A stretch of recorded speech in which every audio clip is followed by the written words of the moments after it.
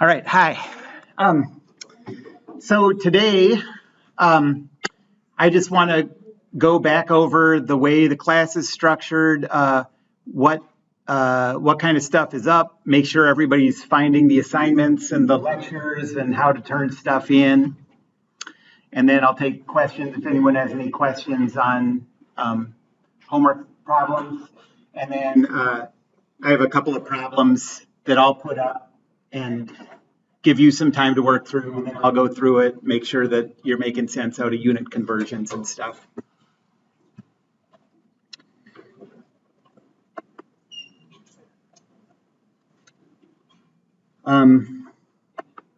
Okay, so first of all, anybody having any trouble finding that? I just got here on my bike.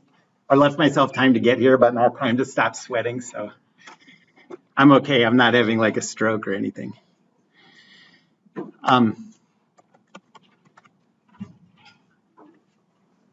Anybody having any trouble finding lectures, assignments, that kind of stuff? Anyone confused about where stuff is?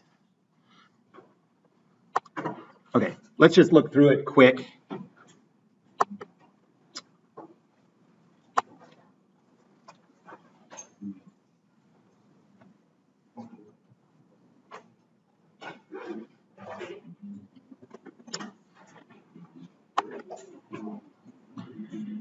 All right, so whenever I give a new assignment or whatever, it's always going to be mentioned in the announcements. The lectures, there's always going to be links to the lecture videos in the announcements.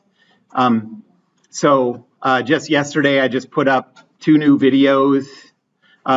There you can find notes in D2L that correspond to these. So you have to watch these lecture videos, and then there's 5 problems that are due, roughly due by Tuesday, but you can always turn stuff in late if you can't get it in at that time. But that's just a suggestion because I'm going to be assigning new stuff.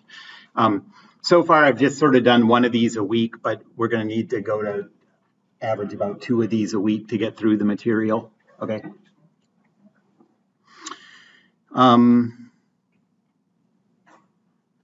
Okay, so if you click on the links, it takes you to YouTube. You can watch the videos, take notes, or as I mentioned before, you could print out the notes that are in D2L and just jot little notes in the margin as you're watching it.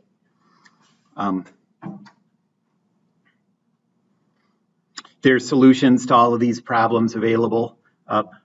And like I said, you need to really be getting what you need to out of these problems, you need to be doing them without looking at the solutions. But the solutions are there. If you get stuck, give yourself a hint and then go back and try to work through the problem again without looking at the solutions.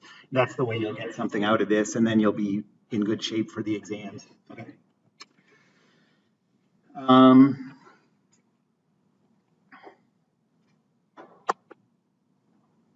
If you go to content, here's where, let's see. So here, the class meeting notes, that's like what I'm going to write down today. The lecture notes, these are the ones that correspond to those videos. So the first one that you're watching, these are the notes that go along with that video.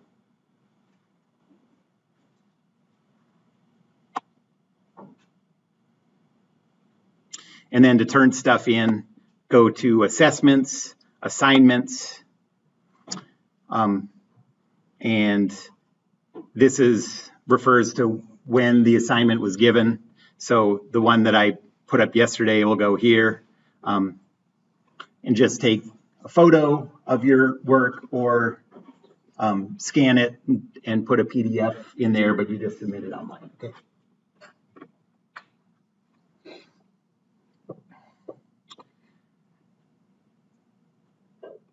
Okay, the assignment that was due, I think it was on Tuesday, was just units, conversions, scientific notation, and unit prefixes.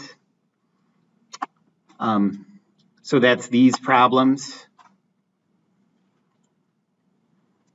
Anybody have any questions, any of these that you'd like me to explain better than was explained in more detail than was explained in the solutions?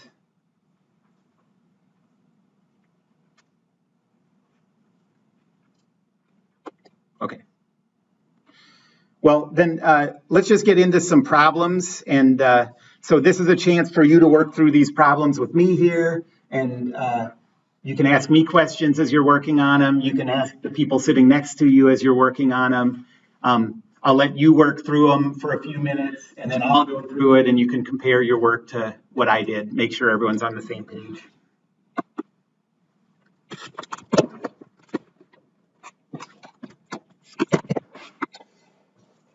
So the first one, I'm going to do 3 of these problems, and they're just sort of going to increase in complexity. And if you know how to do these 3 problems, all this stuff, there's definitely nothing harder than this on any exam or anything. So if you understand this stuff, you're good. Okay, so first of all, let's start with 50 inches.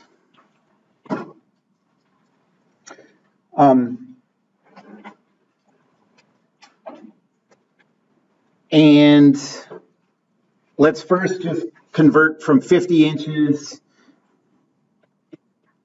to meters. And let's do it using 1 meter is 3.281 feet, and 1 foot is 12 inches. So you have to do this in 2 steps. Okay, so take a couple minutes, work through that, and then I'll do it. And feel free if, so we have 50 inches. We don't have a direct conversion from inches to meters, so we have to do it in 2 steps, inches to feet and then feet to meters.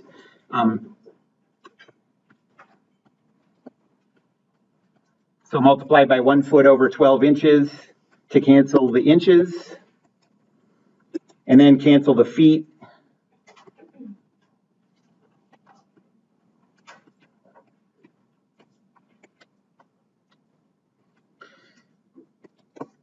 And if you look at the only units that are left are meters, so we know we're there.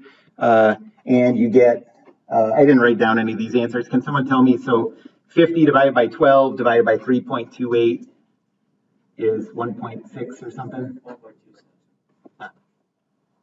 1.27 meters.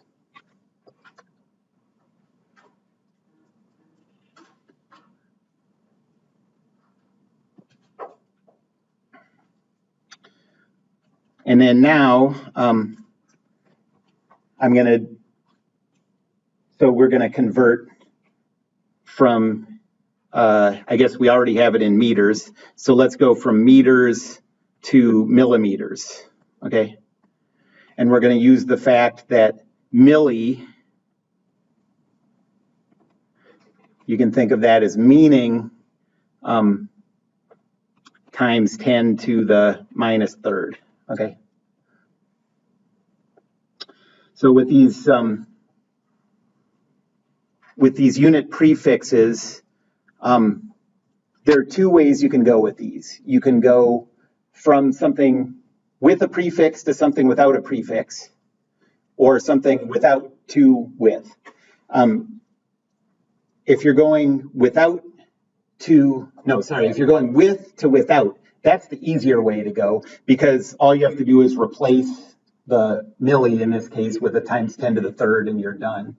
But what we're doing for this one, part B, is we're going from without a prefix to with a prefix, and that's the slightly harder way to go. You have to do that as a unit conversion, recognizing that 1 millimeter is equal to 1 times 10 to the minus third meters. Okay.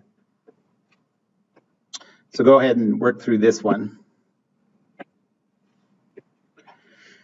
Okay, so we're starting with 1.27 meters. We want to cancel the meters and convert to millimeters. So we know 1 times 10 to the minus third meters is 1 millimeter. So these cancel. And if you're dividing by 10 to the minus third, that's the same thing as multiplying by 10 to the third. So this is 1.27 times 10 to the third millimeters. And remember, so your calculator will do a lot of this. Some of your calculators will do all of it, but sometimes your calculators will give you sort of a, I don't think this would be a case of that, but sometimes your calculators will give you a sort of halfway scientific notation where they have it times 10 to some power, but they also have something different than one non-zero leading digit. Remember that scientific notation, you have to have just one number before the decimal place. Okay, so like if your calculator spit out 12.7 times 10 to the second, okay, you got to make sure that you give that with just one before the decimal point. Okay.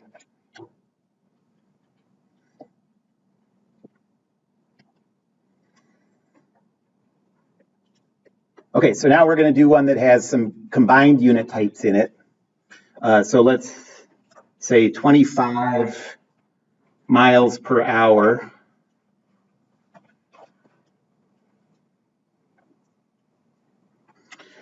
And we want to convert first to meters per second. And we're going to use that 1 mile is 1609.344 meters. And we're going to use 1 hour is 60 minutes. And 1 minute is 60 seconds.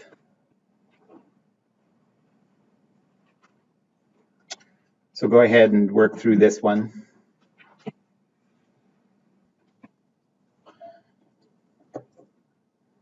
Okay, so we're starting with 25 miles divided by hours. I'll do miles to meters first. 1 mile goes in the denominator. It counts to cancel the miles. 1609.344 meters goes in the numerator. The miles cancel, so our distance units are in meters now.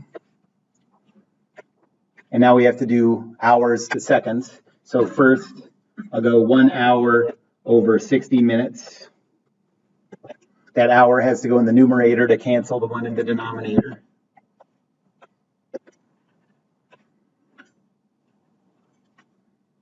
And then do it one more time. No, you're not doing it one more time. You're doing, you're canceling the minutes with 60 seconds.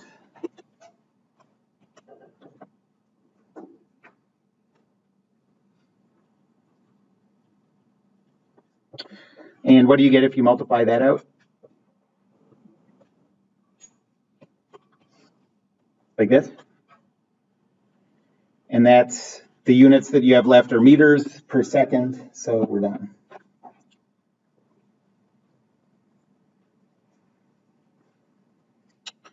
Okay, so now that we have it in meters per second, let's do the prefixes thing again. So we'll go meters per second to, what did I have here? Kilometers per millisecond.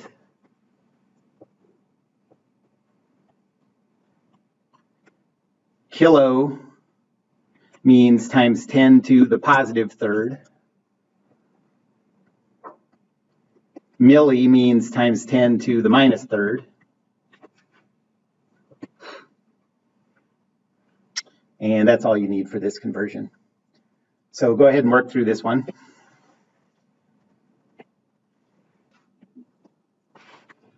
Okay, so since kilo equals times 10 to the third,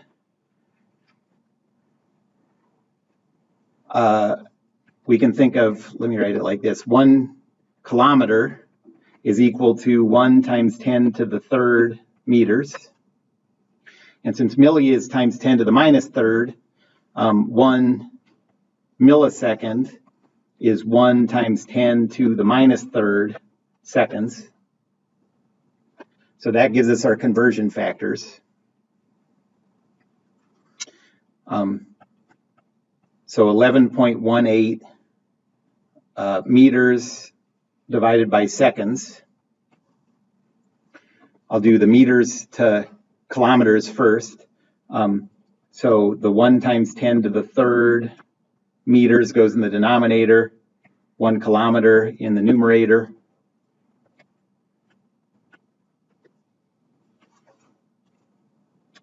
And now do the seconds.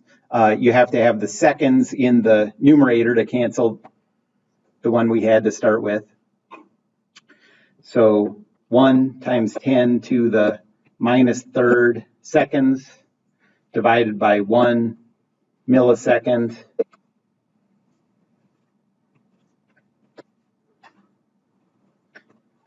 And you get, so the exponent rule is if you're dividing by 10 to the third, that's the same thing as multiplying by 10 to the negative third.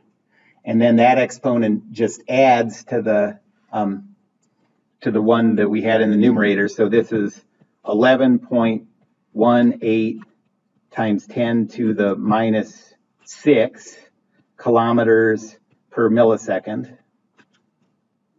And this is one of those ones where that might be what your calculator spits out, but there's one more step. You got to make sure that you only have 1 digit before the decimal point for scientific notation. So this is 1.118 times 10 to the, so what's happening here is your, you move the decimal point on the left side of this number to make it smaller. So if you, if you're going to keep the whole number the same, you have to change the exponent to make that part bigger, okay? In this case, that means making it less negative. You know, you're always making it more positive, so this is minus 5.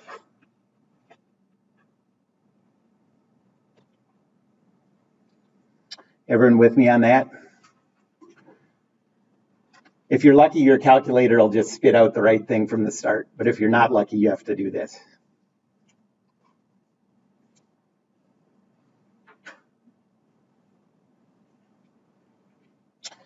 Okay, let's do one more problem.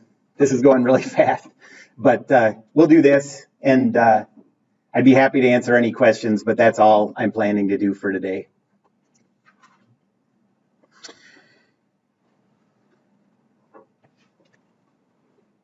Okay, so number 3, we'll start with 100 psi.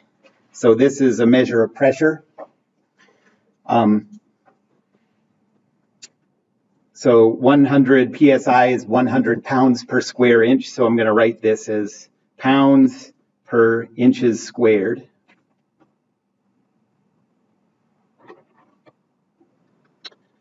And first, I want to convert this to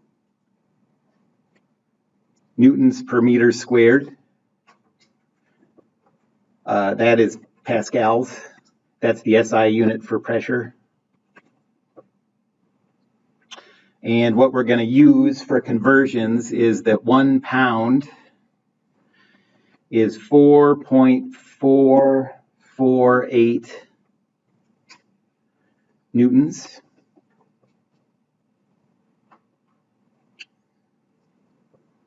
And 12 inches is 1 foot.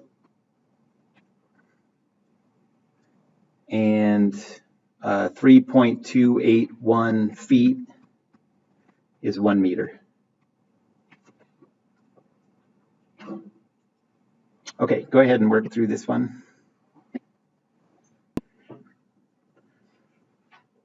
Okay, so we start with 100 pounds per square inch, and I'm going to write that as inch times inch. Pounds to newtons is like this.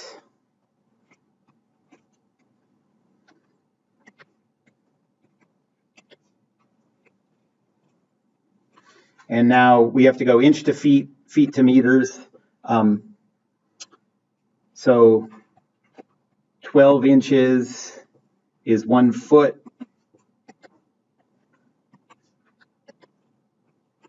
3.281 feet is 1 meter.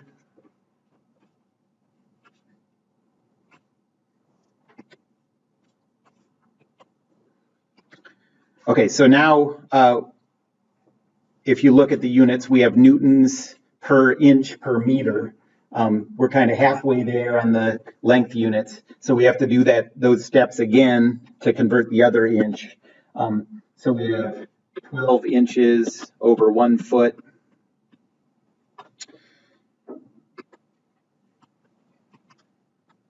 And 3.281 feet over 1 meter.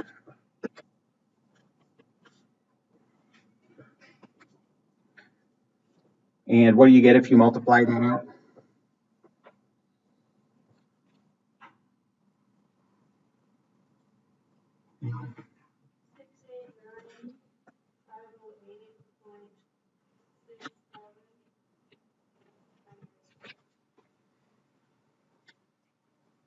.67.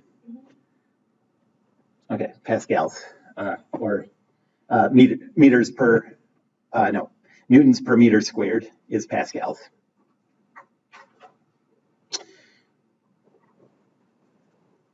And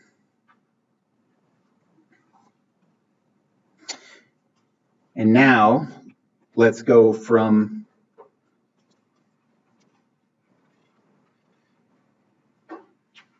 where did that go?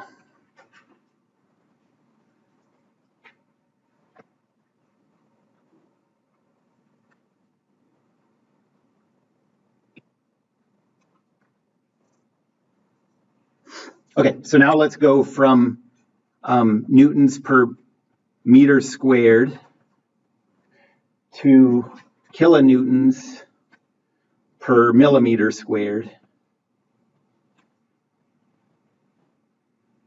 This is just kilo and milli again, but remember that kilo means times 10 to the third,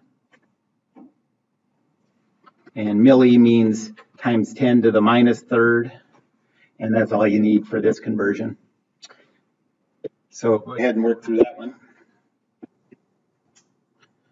Okay, so we're starting with 689,509. So 689,509, and the units are newtons over meters times meters.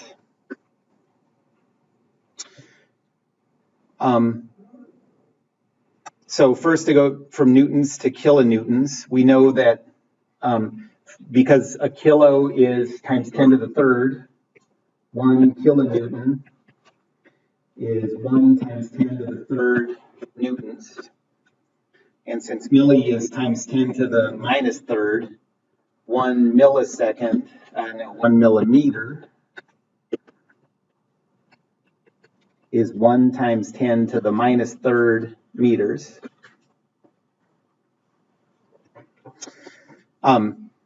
So 1 times 10 to the third newtons goes in the denominator to cancel this one. Kilonewton goes in the numerator.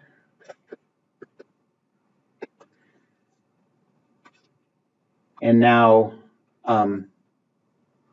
1 times 10 to the minus third meters goes in the numerator to cancel a meter here. Millimeters goes in the denominator. So that cancels one of these meters. And so we have to do this one more time to get the other meter. 1 times 10 to the minus third meters over 1 millimeter. So those two cancel. And the units we're left with are kilonewtons per millimeter squared. So that's good. And if you multiply this all out, you get 689,509 times 10 to the minus 6 kilonewtons per millimeter squared. That's sort of that half scientific notation. So now you have to get one leading digit. So 1, 2, 3, 4, 5. Okay. So we're going to make the left number 5 decimal places smaller. Okay. So we have to make the right part 5 decimal places bigger. Yeah.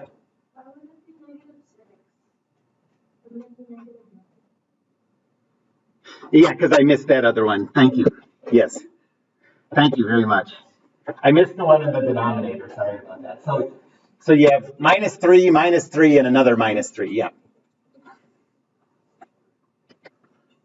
Okay. So, but now we're going to make the 689,509 part 5 decimal places smaller. That means we have to make the times 10 to the minus 9 5 decimal places bigger. And so this is 6.89, so on, 5 times 10 to the minus 4 kilonewtons per millimeter squared.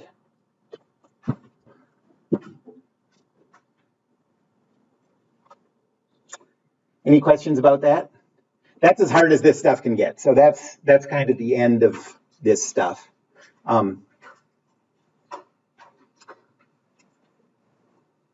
Okay. I have 2 things to say, and then we're done for the day, done for the week. First, this is the most important one. Because of Labor Day on Monday, there's no labs next week. Okay.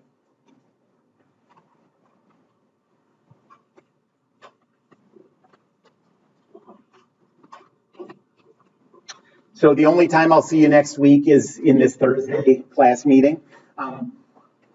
You have an assignment that I gave yesterday, and I'll give another assignment on probably Monday or Tuesday kind of thing. So if you look at that stuff and have trouble, please bring questions on it, and I'll answer those here. And then the other thing I was going to say is I have an office hour tomorrow in the tutoring center.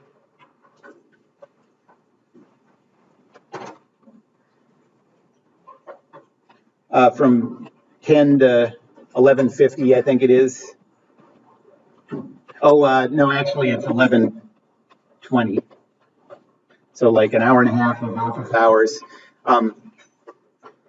That's in the tutoring center. The room number is on the syllabus. And then outside of that, if you have any questions and it works better for you, please feel free to email me and we'll set up a Zoom call about it. Okay, that's it. Bye. Thank you.